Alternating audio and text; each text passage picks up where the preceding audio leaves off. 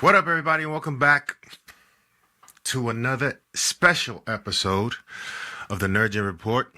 I'm your host, Pablo, and joining me, as always, is Mr. Brian Schultz. We've seen it. Shout outs to Will.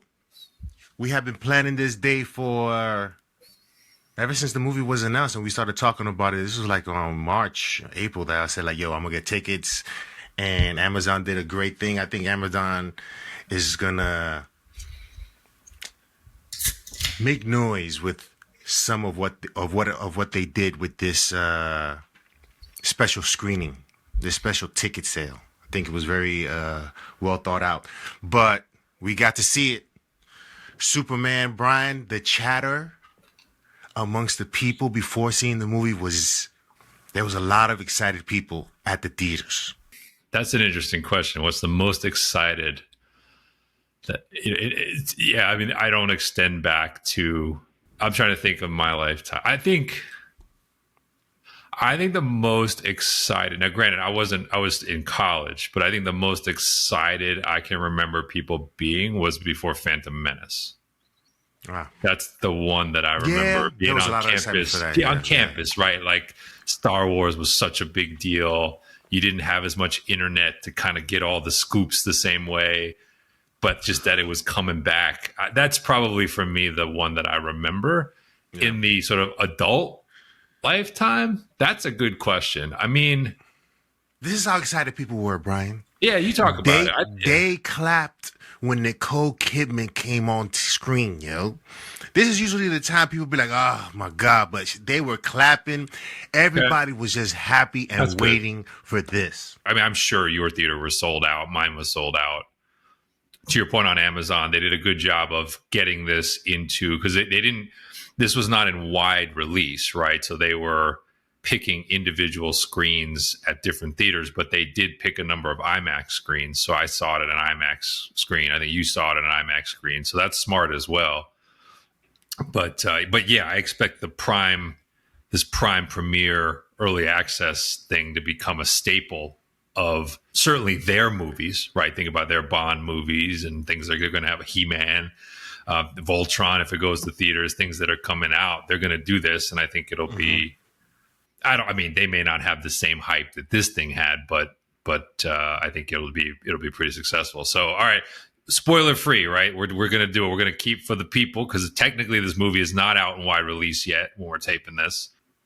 But I'm fascinated. I was watching this thinking about you and how you would react to some of this. And then afterwards, I was watching very closely to see how the online reaction was to this and where we would shake out. I think my prediction is this show will be pretty interesting relative to what seems to be the emerging online consensus. But we'll see if I'm wrong. Yeah. Overall impressions. It's hard to talk about what I'm thinking about certain things that happen in the film, but as a movie, did I enjoy it as much as F1? I would say so. But this is, to me, the closest thing that's ever been done as a comic book movie in terms of some of the things that you saw with regards to people and with certain characters. Everybody as a character did well.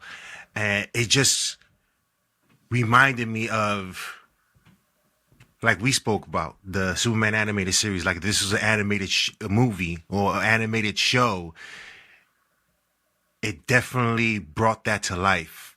So overall impression, I think it was a success. Yeah, look, I mean, I would say I have been pleasantly surprised, and we obviously just did a show about how divisive this would be. At least in the early going, they seem to have threaded the needle and avoided that. I am curious to see if that will hold up over time, but as it stands today, 85% on Rotten Tomatoes is a bit lower than some other Gunn work, but is definitely higher than I was expecting. Although James Gunn, historically, if you look at his track record with critics, he tends to do better with critics than he does sometimes with audiences. He's a little more mixed with audiences. But in this case, the audience score on Rotten Tomatoes out of the gate is 95. I am actually a little more surprised at that number than the 85. So that's really good sign for business. Let's talk about it. It's, this is ultimately about business. And I do think that matters to this conversation more so than most movies. Mm-hmm. My overall impression is I had a good time. I was entertained. I don't think this movie is necessarily for me. I get the parts of it that are, but I had this feeling all along that the sweet spot audience target of this is younger than I am. Yeah. And I actually felt old at points during this movie. I felt like that guy. I felt like I was in the rocking chair on the porch a little bit. Just a little bit. Like where there were parts where I was like, I think my kid is going to just eat this part up. And I'm kind of a little bit cold about it. I think one thing I did take from this, and this is a matter of taste and choice. James Gunn's just not my filmmaker. And I don't think he ever will be. Yeah. I think my favorite moments in this movie are what I would consider the least Gunn moments and what I consider to be some of the most classic Superman moments. Yeah. My least favorite parts of this movie are the very Gunn moments where I just feel like he has to interject a certain style of humor and a certain shtick that I just don't connect with. And when the movie goes into that territory, I found myself off put and underwhelmed. And there is a lot in here. Like, I know he doesn't think there's a lot in here. There's a lot in here. And I don't think it all is bad. I just think this movie is moving. This movie is going at like Superman speed to get this universe off the ground. Mm-hmm. And so overall, I liked it. I can't wait to see it again because the high points I think are very high and there's some amazing elements to this. But I got to be honest, 85%, 95%, I'm not at that level in terms of my like emotional attachment to it coming out. For me, I'm a little bit more attached because I feel like David Corenswet did a fantastic job as Superman. And for me, that's always... For a superhero character, a superhero movie, I think that is, for me, supremely important. How he came across in the film, for me, worked. It had me interested. His counterpart, Lex, I think, did a decent job. I liked his performance. He was certainly the intellect, and he carried that gravitas, I think, throughout the film in certain spaces that worked for me. So I don't think his performance was. It certainly was a concern prior to the movie, but I think it came across well. So performances, I agree. At the end of the day, when you take Corenswet plus Brosnahan plus Hoult, I don't believe... Let's put it this way. I think the floor of this movie is pretty high because the three of them work. All in. Not saying it's A+ at every turn, but just saying this was a well-cast set of leads overall, and therefore there's only so bad the movie can be. Yeah. I actually like that Corenswet he's so different than what Cavill was asked to be. And I'm kind of going to leave Christopher Reeve out of this discussion only because I feel like that's an impossible compare from such another era. Yeah. That's its own thing and untouchable. So this is really more of a Corenswet, Cavill, and a little bit of Brandon Routh kind of conversation. I like that Corenswet, the way he played this was different enough. And clearly, he was riffing, in my opinion, on the animated Superman quite a bit, to where I don't think it has to be an either or. Mm-hmm. I walked out of the theater being like, I know people are going to try to make this like Cavill's my guy or Corenswet's my guy, but like in my mind, it's like they're so different and they're operating in such different movies that like I think the answer is both. Like I still think Cavill's underutilized, but I think he was good in what he got to do. Yeah. And I think Corenswet is excellent in what he's asked to do. I don't think it's a choose one or the other when it comes to Superman. They're portraying different versions of Clark Kent and Superman, and I think they're both good at it. But I think Corenswet found a lane that, like I said, I think I found myself thinking more about Tim Daly and George Newbern, who voiced Superman in the Justice League series and in the Superman the Animated Series, than I did about the live action counterparts. I think his Superman, this was interesting. His Superman is really what drives this movie. He's not really Clark that much. Yeah. There's really the one scene on the farm and the one scene in Metropolis. I don't think we're spoiling much there by saying it was a little bit like Pattinson in the Batman in the sense of the division of time of Superman versus Clark. And so I think if I walked out of this movie, I was like, okay, he can definitely be Superman, because that's what this movie needed him to be. I would like to see him a little more as Clark the next time, because I don't think he had a lot of scenes as that, and I'm just kind of curious. Whereas with Reeve, I think you had that balance right out of the gate of he did both and did a lot of both. So I thought that was really interesting. But Corenswet really works for me. Brosnahan, I just want more. I just want more. The interview is spot on. The bit of journalism and investigative reporting they let her do, I think she's amazing.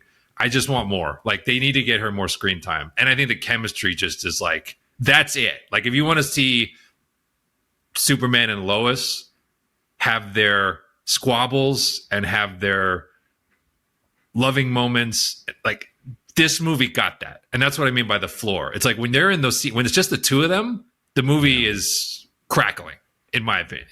Yeah. Yeah. And I agree with you on Hoult. I think Hoult, look, the voice is the voice. He's only so much he can do about it. But I think that was some of Gunn's better and more comics accurate writing in the movie. Because Lex is not silly. Yeah.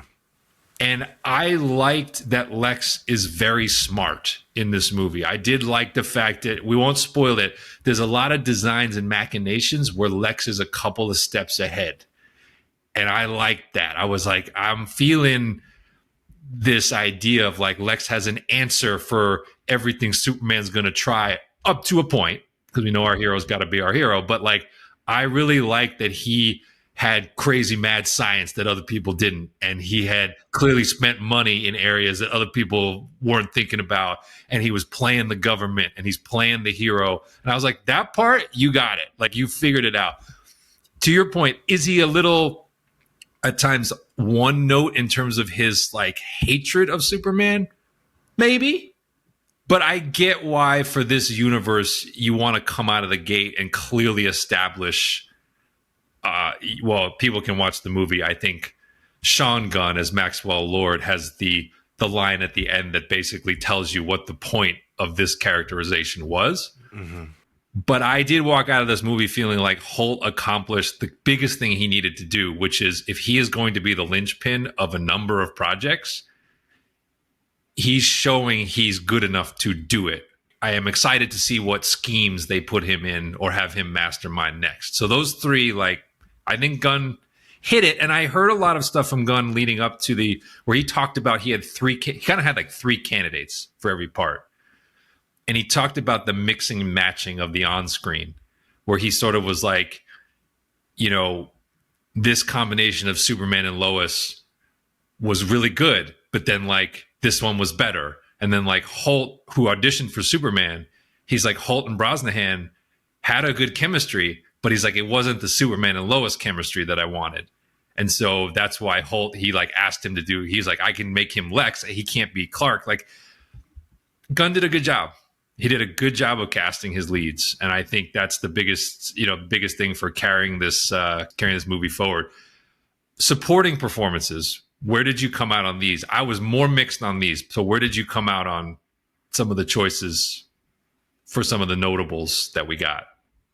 I wasn't too, like, Metamorpho was a little bit underwhelming for me.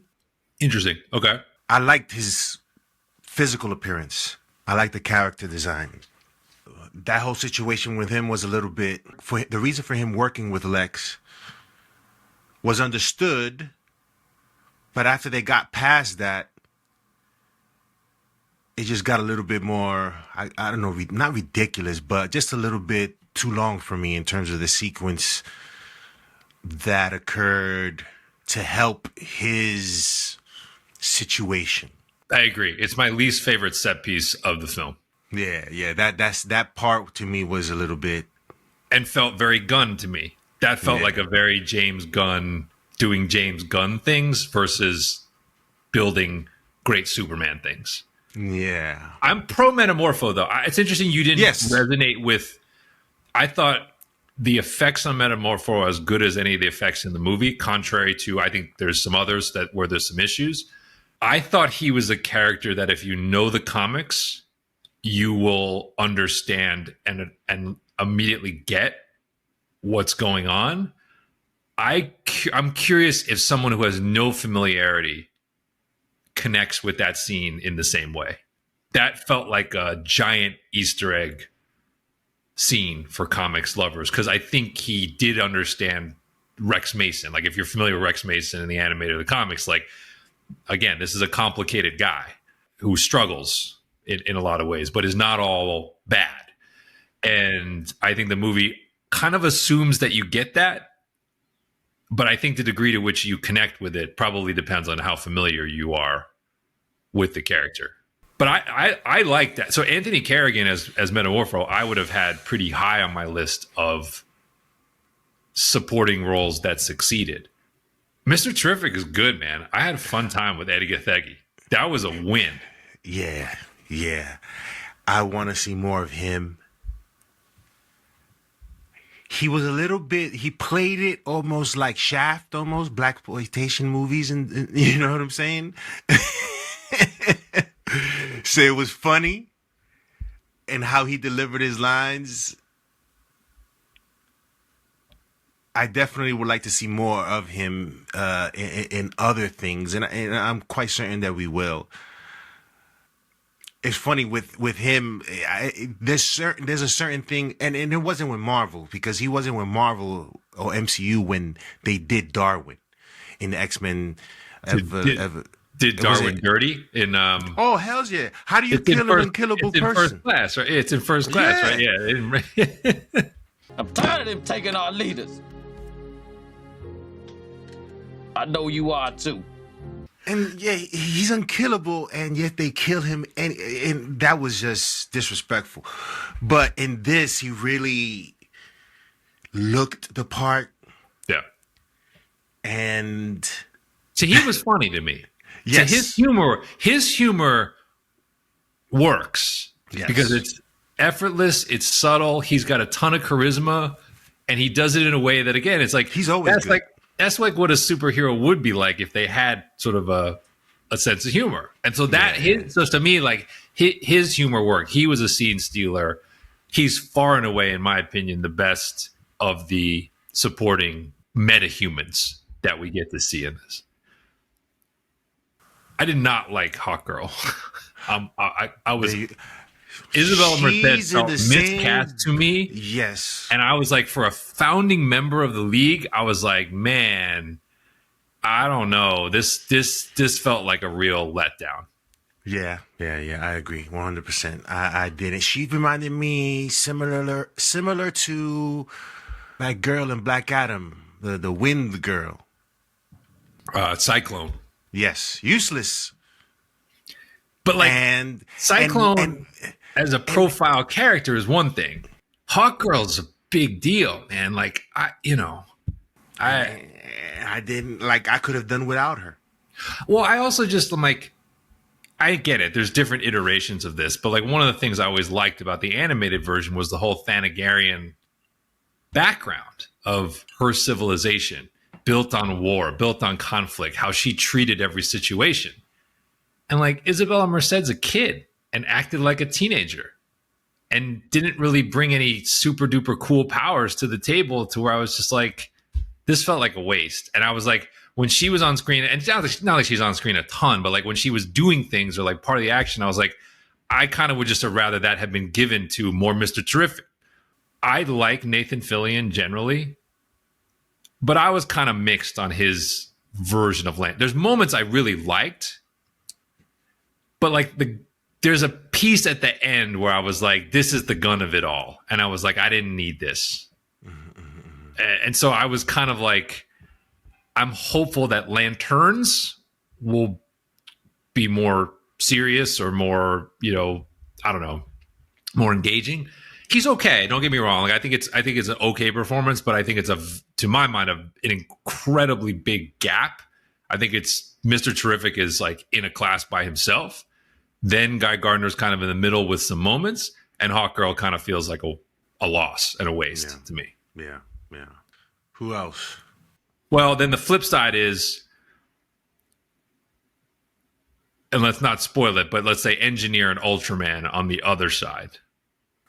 Kind of. I don't even remember what happened to her at the end. Kind of unresolved. Unresolved. Let's leave it at that. Let's not spoil it. Unresolved. Yeah. Yes, unresolved. And I think perhaps in the future they'll address it.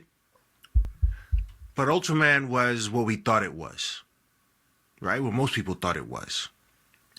Yeah, I'd say a few twists, but I think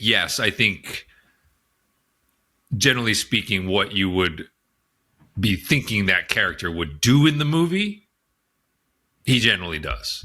Yeah. And I think visually it mostly works. I think his part, the Engineer's CGI still didn't work for me. I think you probably could have predicted that I wouldn't be a huge fan of it, but like ever since that first trailer, I've been concerned about the way they've drawn those effects. And I thought the final version was almost worse on an IMAX screen, and because there was so much more of it.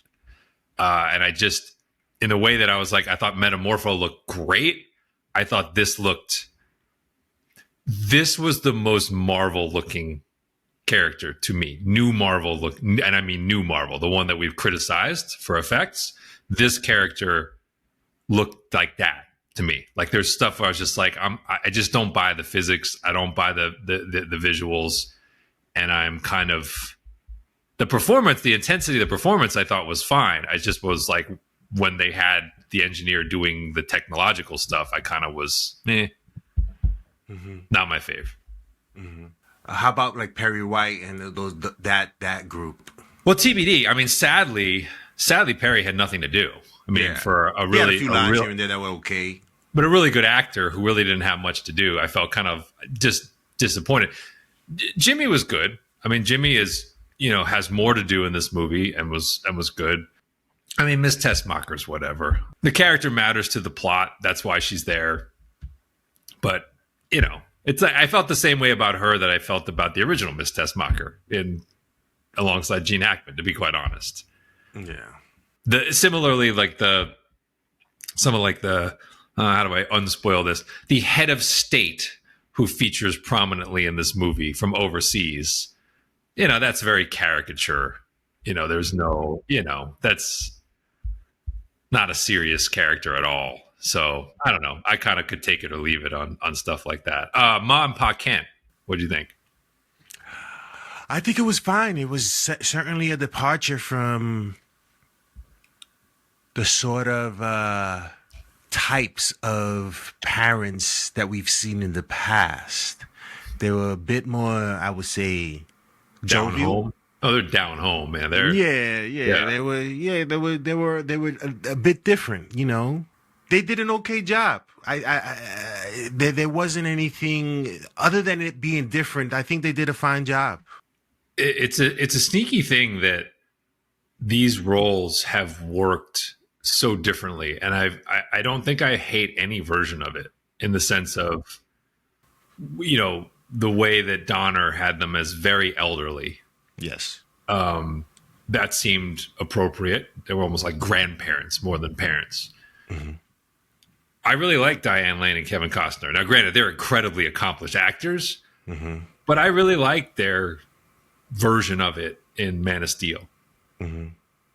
And I was braced for how far are we going to take the farm shtick with these two? But in the context of this story, it works. And where they're designed to kind of further the plot or add to David Corenswet's journey, I think it makes sense. I think when you see it, you'll say like, yeah, had this been Diane Lane and Kevin Costner, it would not have made sense for this Superman. And so in that sense, I actually weirdly was like, I could have used another Pa Kent scene or two, because that one that's in the trailer, which is in the film, is it's a poignant moment in the movie. And I kind of was like, I could have used one or two more of those. And so I actually did ultimately enjoy that version of it. So look, I think you're getting it from our side. I would say overall performances are one of this movie's strongest suits. Points, yeah. Casting and performances, I think, are, if you're handing out grades, like this is definitely in the A minus A range, like overall, top to bottom of people who had speaking parts and lead parts. It is, in my mind, what carries the film more than anything else. Yeah. What about story? Story and vibes. Story, for me, I like the pacing. There was just certain things that were done that were left. I don't like the unresolved moments. There are certain things that I think they should have addressed, that I think they'll probably be holding out for the next films. But the story was moving, and there was a lot of and a lot of the things that Superman had to deal with, I think, made sense because of how Lex was sort of going about it. But I was just expecting certain things to happen that I think made sense for it to happen, that they didn't address. So overall, I think the story for this Superman, again, is a comic book, straight out of the comic books type of story. And I think it worked. Interesting. I think a lot of what people are responding to positively is about the vibes and the tone more than the story itself. I think this movie does work very hard to make you smile, to make you feel light. It's really not trying to, I don't think it's trying to give meaning to your existence. And that probably is a win for what they want to do with DCU. But I do think this movie relies a lot on whether you feel it. Do you feel that energy when you're watching it? I would say I kind of was in and out of that. And this goes to my Gunn point. I think when Gunn actually takes his hands off the steering wheel and just sort of lets the comics of it all just kind of go, that's where I could feel the vibe the most. It's when I think like the jokes come a little faster and more furious, and where a few of the like just almost lesser known like cameo type characters are overacting. I get taken out of that vibe. That's where I'm sort of like, for me, it was a little bit of an uneven experience. I think with regard to the story, I'm not going to spoil it, but there's an irony, which I've heard Gunn talk about, to where I think I can say this without, because it's in the trailer. There's clearly like a conflict going on in what looks to be a Middle Eastern country. This story was obviously written and shot well before the events of everything from last October 7th to now. But it's ironic that that winds up being the setting of this fictional conflict. Yeah. And Gunn, it's not lost on Gunn. He did say like, yeah, I kind of pulled that out. He's like, he was kind of Top Gun Mavericking it, right? In the sense of they never named the country. But ironically, if you think about Top Gun Maverick, like what we just did to the nuclear facilities in Iran looks an awful lot like the mission that those guys were sent on, right? Like, so this was a similar situation of like, there's a Middle Eastern conflict in these fictional countries that he just said, like, I didn't pick the Middle East for any political reason. I picked it to kind of, because it looked sort of neutral. And I made up the names, and it just wound up coincidentally coming out at a time when there is actual conflict in the actual region. There is a too much element of it to me. When I was sitting back and looking like the prongs of the third act that he set up, I do think there's a little much there. I could have done with a little tighter, one less big thing to deal with. And if I'm being 100% honest, I was a little disappointed, and I'll try not to spoil here, but I kind of wanted Superman to do more of it, to handle more of it himself and pull off the nigh impossible, versus what actually winds up happening is a little more poor man's Justice League-y. There was like, when we were setting up the different, like, oh, they're going to do this here and they're going to do that over there. Yeah. I kind of wanted to see, it felt a little bit like, oh, is he setting up almost like the Donner movie, Hackensack versus California? Is he setting up that impossible choice for him? How's he going to pull this off?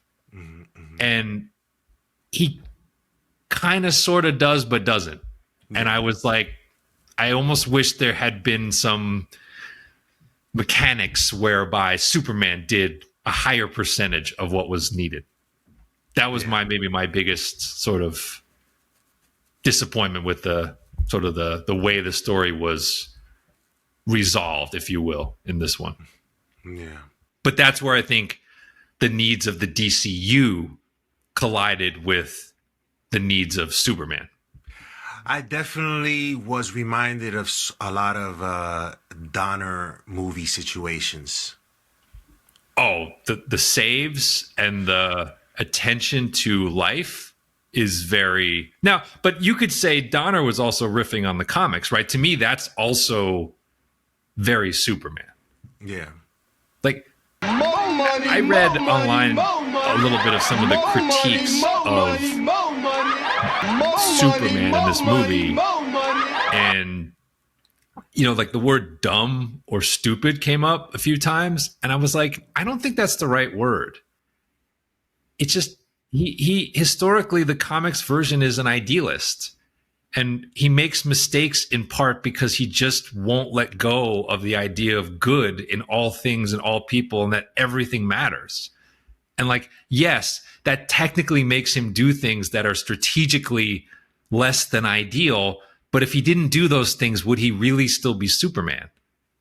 And so I think when this movie does that, makes that choice, I actually like it, because there's a moment in a couple of the fights where he's still trying to spread the word, if you will, of good. And you're like, why would you be doing that? On the one hand, you're like, well, don't do that. You're about to, look out, like that kind of deal. But if he doesn't do that, then I think you're almost violating one of the 101 principles of Superman. Yeah. We had said in prior conversations about certain characters appearing in this film. And this goes back to me saying there were certain unresolved things that I wish they would have addressed, but I'm hoping that it gets resolved and that it's revealed to be something different than what they originally revealed it. And this is when the engineer is when Lex is at the Fortress of Solitude, and they are able to recover certain things. And maybe I would say, and I don't think I'm spoiling, but I think Batman will crack the code. He'll be like, I did this. This is the real thing. Well, it's not really clear whether it's assumed that it's authentic. We're told that it's authentic. But even if it is authentic, there is the carry forward of that, right? Which we only started to explore in this movie. Yes. Which I do think is interesting. It's actually something that Smallville did. I don't know if, I think the comics have probably done it as well, but it is something that Smallville did very explicitly in season 2. The same type of message, exactly the same type of like, hey, we had part of the story, now we got this other thing, and like it totally changes what we thought, and it's bad, and it's like concerning, and what do we do about it? It was a very similar conceit. And yeah, I don't want to get into cameos. We're deliberately leaving cameos out, but I will say that one, that looked good, man. Oh yeah. That looked good. Yeah. I was like, you could do more with that if you want. That looked good. That was dope the way it was executed. Absolutely. That was executed flawlessly. I was like, yo, this is dope. I mean, like that. Yeah. Well, I'll just leave it at that. I think when people see it, they'll know what we're talking about. A good transition there to, I talked a little bit about the engineer's effects, but just let's step back and say the technical stuff, the visuals, like how this looked, the action set pieces, the quality of the effects. Like, where did you think, where did you slot this into the... I'll say this, because this stayed on my mind once I saw what was happening. And I'll just say this. If you thought in Man of Steel there was a lot of deaths... I had the same thought. I was like, it's sure damaged. The estimate is now in the trillions. Like, what is going on? So I'll just say that. But at least the bad guy did most of that. That was not like, that was not Superman authoring a lot of that. Yeah. Exactly. That's exactly what I was thinking. It wasn't it wasn't his cause because he's fighting somebody. It was caused by this thing that needed to be fixed, and he's doing the best he can to save at least one person, right? This is where I do think, I don't know if Gunn was doing it intentionally, but I did notice a lot of what could be seen as homage, because that particular sequence was reminiscent of Superman Returns. That particular element, there was an echo of Superman Returns in that. And again, these are things that the comics have done at different points. So again, they're all riffing on each other, but I was thinking the exact same thing. Although I will say, like I said, to the point about who's doing it, I do think Corenswet's character goes out of his way to try to limit damage, even amidst carnage. You can see him trying to hold things up, to ease things into positions where they wouldn't create as much fallout. But yeah, there's an enormous amount of damage done in this movie to different places. I think I could have used less of the damage. I think we could have created a situation where that just in time they were able to avert some of the damage that it caused with Lex's plan. They could have been up to the moment, where all this damage doesn't have to occur, right? Yeah.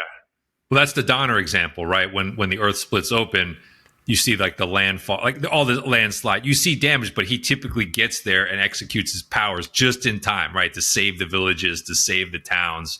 Like, that kind of doesn't happen here. Yeah. So I think they missed out on. I think they went overboard on certain things. I agree. But visually, I didn't like too much that sequence where they had to stop this thing and it was opening. Visually to me, it didn't. It looked the way it looked, but I wasn't impressed. I thought the flying was good. Yes. I wanted more. I wanted more scenes of the drone flying. I know that one shot drew some controversy in the trailer, but overall... Did they keep it, Brian? They look like they kept it. No, they did it, but I think they did a different take because the lighting is different on it in this one. I see. His face looks more normal. But I think I wanted more of those effects, and I don't know how expensive they are, but I think especially on the IMAX screen that the kinetics of flying with Superman are very cool. Yeah. And it's just like you don't always get to see that, which I understand. I understand why you don't get to do it all the time, but I wanted more of that. And I was hoping I would hope in the future you could do more with that. Like you could have more of a set piece in motion like that. So I thought that was very cool. Like I said, I thought the effects for the most part were pretty good. I think the engineer was really the exception for me. Like most everything else worked pretty well. Look, I think this is the part where we got to put the dog in the discussion. I'm fascinated to clear the stage and let you, who is the the anti crypto component of our show, talk about what the dog was asked to do, how it looked, and how you felt about it after. I think the dog, it didn't bother me as much as I thought it would. But after some time, I was like, okay, here we go again with the dog. You're like Mr. Terrific. But I get it. I understood. And by the end of the movie, everyone will understand why the dog is there, which I thought was cool because you get to see certain things after that. But I didn't mind Krypto as much as I thought it would bother me. But there were certain moments where like, okay, But I think I'm letting it slide because I wasn't expecting for this movie to get me there to the point where I would say this is the best superhero movie we've ever seen. I wasn't expecting that. What I was expecting was something more Superman-like, and that's what we got. And I was fine with that. I had a very enjoyable time at the movies watching Superman. By all accounts, it's not a perfect movie. There are some flaws, but as a Superman movie, I think I enjoyed it very much. And Krypto, he had his moments. I understand his use, and I was fine with it, I would say to a certain degree. But at least what's good about it is that in the next Superman outing, we're not going to see him, I think. So I'm pro Krypto. I think, let's be honest, Krypto is here, and I think he's here for the young audience. Mm-hmm. And I think kids will eat up every second of screen time that he has in this movie. Yeah. Because of the way it's shot, the way it's written, the dog plays. I don't know how else to say it. The dog plays in this movie. And I think what I did like was Gunn didn't go crazy with the dog's powers. Yeah. He's still doing dog things. That I thought was the smartest thing about the usage was, even though, yes, he can fly and yes, he has a cape, there's always that temptation of like, you're going to have the dog solve everything at the last minute. Right. And like, sometimes you'd see that in a show they don't do that. He's doing dog things, but when he shows up, he's timely and he is ultimately helpful. And I think he's fun. And you're right. There is a mini twist involving the dog, which kind of makes everything fall into place. And this goes back to the whole, like, this movie had to service the universe, not just the one character. When you see that, you then understand the next iteration a lot better. Based upon what we've heard, it made a lot of sense. I think the dog works. I think there's people who might say it tends toward silly, but I was okay with it. Like I said, I think they restrained the dog saving the day part enough to where it was like it added more than it detracted from what we were seeing. I think I do have to throw one thing in here that so overall visually, I was pretty happy. Like I said, I think this movie looks good. I think on the biggest screen, it does add something. So I would encourage people, go see it on big formats. It does make a difference. I'm a little disappointed in the music. I'm not going to lie. I understand the John Williams theme is iconic, but I am a little frustrated that in my lifetime, there's now been 4 live action Supermans, and this has been used 3 out of the 4 times. And I will forever tip my hat to Zack Snyder and Hans Zimmer for writing an entirely new, excellent, modern Superman score in Man of Steel. I just wish that they had tried. Yeah. Because this Superman was different enough that I would have wanted to see what your original composition for a Superman theme would have sounded like for these characters. And so putting a rock music spin on the John Williams theme, which we've heard from the trailers on all the way through this movie, to me was just like, it's fine. And don't get me wrong, it's fine. It works. But I just wished I could have heard What's your version? Because your version of everything else at least got my interest. So what would have been your version of the theme of Superman going forward? This goes back to what you said previously a while back when we talked about it, is that is kind of you don't want it to be so paying homage to Donna, right? And I think you see in this movie some of those things, especially the reasoning for Lex Luthor's ambition to do certain things. I was like, we're going back to this again, but whatever, right? Whatever. Yeah, that you bring up an interesting point with the music. I didn't notice the music. I wasn't really paying attention to it. I was paying attention more to what was happening, and the music was just there as a background. Something like, for example, the Batman. The Batman music, man, you can still get hints of the original, of where it draws the inspiration. But here, all you did was give us a remix of that. Perfect analogy. That's a perfect analogy, because the Burton Batman, the Nolan Batman, which was also Hans Zimmer, and the Matt Reeves Batman all have very distinct themes and scores. They're all great, and they're all very appropriate for that Batman. And that's, I just would encourage James Gunn to be like, it's okay. You did enough with this movie. Go for it and establish new musical ground for Superman.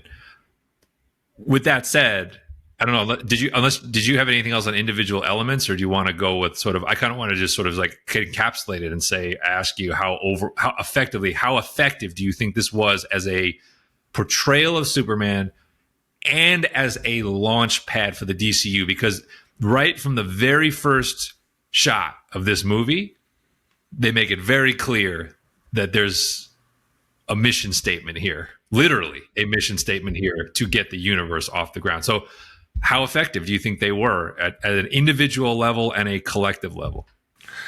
For Superman, I saw David Corenswet as Superman. I wasn't reminded of anyone. I was just seeing a Superman film. And I think he did a good job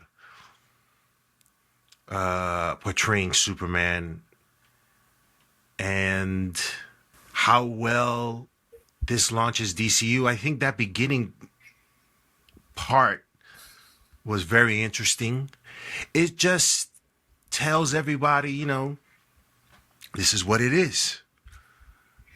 We don't need to get into the specifics of how, but this is what has happened. This is what has transpired. Mm-hmm. And this is the launching point from where we begin our journey into this new universe, which I was fine with. I was telling Will, shout outs to Will, thank you for the cup. Thank you for the cup. I don't see how we do a Superman 2 without doing World's Finest. I think that's the next one after Supergirl, Green Lantern, after all those other movies that have been announced and been done. We are definitely getting a World's Finest movie. I just don't see how we can, unless you do something, and this word has been thrown out, Mexoplex. Oh, okay. I've heard that. Do I want to see it now? I want to see World's Finest. And then after that, do another Superman movie. Right? But how it launches the DCU, I think we'll see what happens with Green Lanterns. I'm looking forward to seeing what happened with Green Lanterns, Supergirl. One, because James Gunn is not touching it. He's sort of just overseeing it. Because again, James Gunn's style is very apparent. Yeah. Right? I don't know. And you either like that or you don't. And that's the problem. We got to get somebody that's going to get, not everyone, but the majority on board. And you can't have that sort of already planted dislike for what James Gunn does.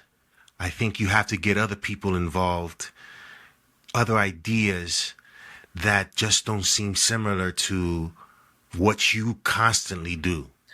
I think that's a great point, because when we talked about, the divisive nature of this, potentially divisive nature of this movie, I think that exists in layers, right? So that we talked about it from the standpoint of Superman and what Superman represents as a potentially polarizing character in today's world. But I think James Gunn himself comes with inherent polarized views. And I think you could even see that in the comments to our show. There's been kind of a strong response to Gunn as filmmaker, as creator, as much as there's been to Superman. Mm-hmm. And I think there are people who have, high affinity for Guardians or the Suicide Squad or Peacemaker or Creature Commandos, people who love that shtick and love that style. And I think there's people who really abhor it and think that he's just not good at all as creator or artist, or feel maybe that he is incredibly lucky to still have a job because of past events, which, by the way, I do have to say, his allusion to the online hysteria in this movie is a little on the nose. Not sure I needed that. And we'll see if people pick up on it. But I was like, okay, that's pretty overt and blatant what you just did there. Mm-hmm. But like I said, I think most people seem to have it's a weird thing. Like, we went from Zack Snyder to James Gunn, and I think they have this commonality of, I think very few people, if you say those two names and people have familiarity with them as filmmakers, very few people just kind of shrug their shoulders. Yeah, I think most people kind of either really enjoy the craft and the style, or really dislike it and have no time for it. So you can argue maybe James Gunn himself is more the divisive element in some ways to this movie than anything else. And I don't think it's maximum Gunn at all times. And like I said, some of my favorite moments in this movie, I think, are the least Gunnish that I would say. But there's definitely James Gunn sensibilities and James Gunn flourishes. And if you like that, I think you'll really like this. If you don't, I think you will roll your eyes and wait for the next scene. But that's the problem. Yeah, and that's the challenge. So I agree with you in the sense of, you think of someone like a Craig Gillespie, who's more of an indie filmmaker, or James Watkins with Clayface. These are people who haven't trafficked in the genre. Their slate is clean when it comes to comic book filmmaking. And you're right. In some ways, that makes them maybe more risky, but maybe makes them more interesting, because they don't have this baggage, for lack of a better word, right? Like Zach had baggage. James Gunn has some baggage. It's just how it is. Most filmmakers do, to be quite honest. But these guys coming in fresh, as Matt Reeves came in fresh, that can open up some possibilities. So I agree with you. I think overall, look, the numbers are the numbers. I always say that, right? So 85% critics, if it stays 95% audience, I can't say anything. That's as effective a job as you could have asked for to launch both the character and the universe. Those type of numbers, I would think, will get you at least to the $700 to $800 million range globally. Whether they can get all the way to $1 billion, one interesting subplot to that might be overseas. I sent this blurb to you the other day. So Superman's getting no traction in China at all. Less than 1 million of advanced ticket sales. But Jurassic did 41 million in China opening weekend, which was way higher than we had seen US movies do in some time. So that may be a wild card to how big this gets total global. Mm-hmm. But typically when you see these types of response scores out of the gate, you should be expecting more money, more money, more money. North of 125, north of 145. You should be thinking maybe a 150 plus opening weekend US and 275 to 300 global is in play with those type of numbers. If it's not, that will be when we come back and do the spoiler discussion, that will be a really interesting subplot. If it doesn't translate to big numbers, what does that actually say and mean for what's going on here? To me, it just says James Gunn has to take a back seat and play the guy writing notes. He has to be Kevin Feige. Maybe, but I wonder if it also says the character is not saleable. Like, if I'm just saying, like, if I told you before this, I said any filmmaker, not James Gunn. I said this filmmaker, he or she is gonna make a Superman movie, 85% critics, 95% audiences. What's your box office estimate? You would be thinking big. You would say 800 billion. You'd be saying a big number. If it turns out to still be like 600, like Man of Steel, which was 56% critics and I think probably 80 something audience, that says something to me more about the character than about who's making it. Batman sells, Superman does. I mean, like I said, I told you the history of Superman box office is not awesome. Yeah. It's not like Batman. So if this thing does not do 700 to 800 now, I think we have other questions we're going to be asking and sort of examining. But all in, I would say a job well done. What do you want to give it? Out of 5, I gave it a 4. Okay. I was leaning between 3.5 and 4, but I'd give it a 4. I think it was a solid movie. I think it was a solid Superman movie. I mean, we gave F1 a 4, right? I admittedly enjoyed F1 more than I enjoyed this. Oh, yeah, me too. I enjoy Superman. But I also think F1 was made for me more than this was. Yeah. And I do think that matters. What did you give it? I gave it a 3.5. I think the performances alone get you to a 3. I really mean that. Like, this character, Lois Lane, Lex Luthor, these are archetypes. These are central Mount Rushmore type of characters. You get those right, in my mind, you can't be a 1. Like, you just can't. Because I'll watch any scene they're in and I'll enjoy it. I love the interview scene. I wanted more. The face-to-face of Lex and Superman in his office is a great scene. Great scene. Like, that's what I mean. Like, those scenes, like, you can't call it a bad movie in my mind when you have those scenes in there. So I'm at 3.5.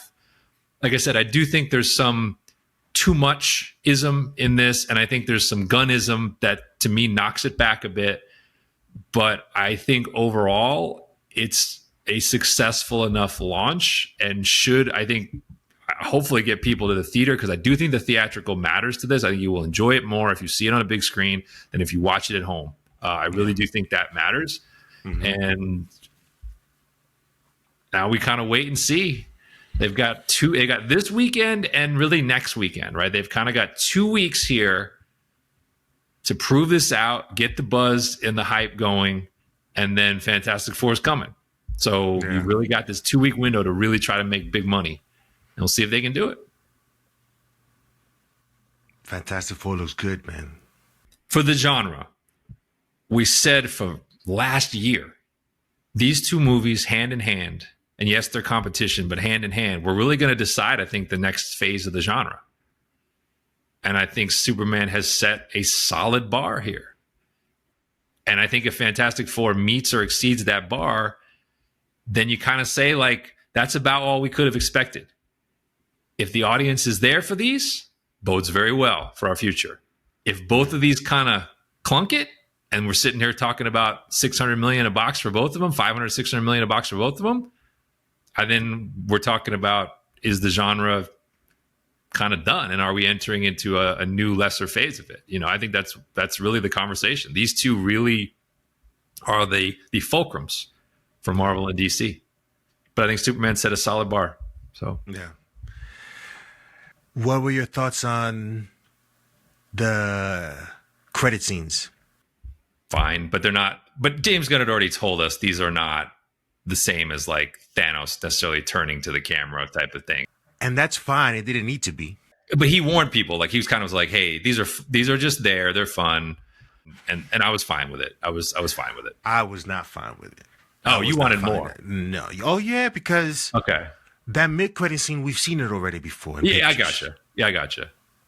So it's not a spoiler. I won't put it up, but we've seen it before. They could have done something. They could have done something different. I gotcha. At least he told us, though. That's why I kind of forgave it. But and then the last credit scene was a nothing burger for me too.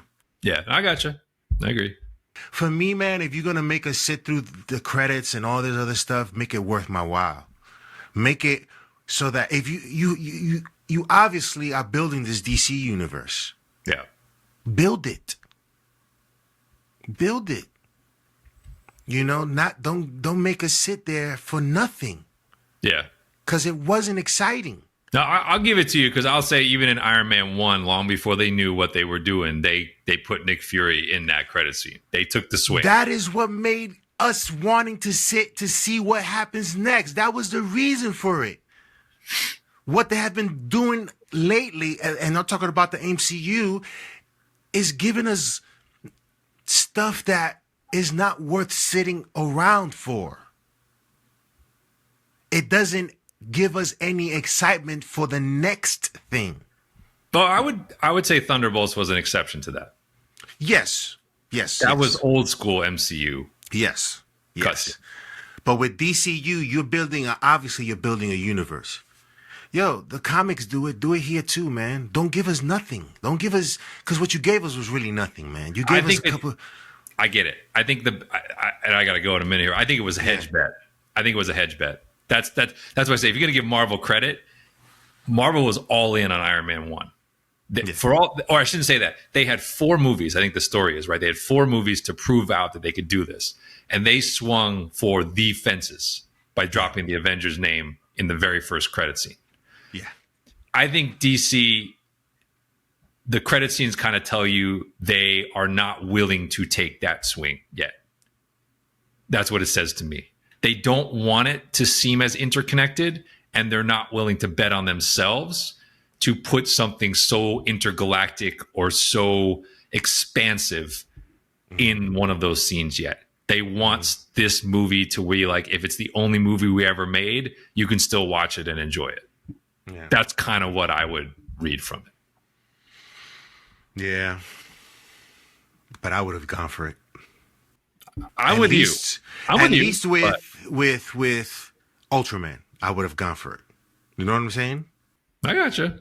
This has been our spoiler-free discussion on the movie.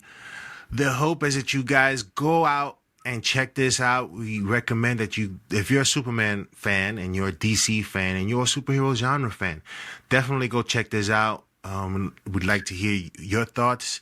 It is an enjoyable time at the movie theaters for a Superman film.